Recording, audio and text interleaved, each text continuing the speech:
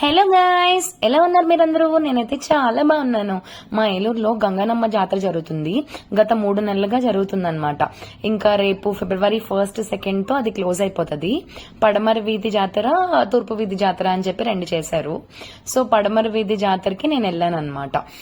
అక్కడ ఎలా పెట్టారు అమ్మవారిని అవన్నీ నేను చూసి చాలా ఎగ్జైట్ అయ్యాను. ఎందుకంటే ఫర్ ద ఫస్ట్ టైం వెళ్ళాను. నేను ఏలూరే గానీ నా చిన్నప్పుడు అంతా జరిగింది, నేను ఏనాడు వెళ్ళలేదన్నమాట.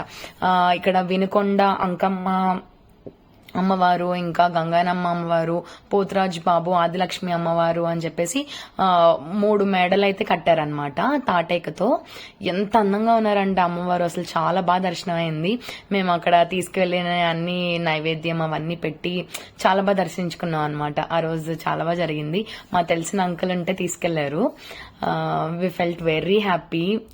ఈ వీడియో చూస్తున్న వాళ్ళు ఎవరైనా ఏలూరు వచ్చి దర్శించుకుంటే నాకు కమెంట్ సెక్షన్ లో తెలపండి మీకు ఎలా ఫీల్ అయ్యారో.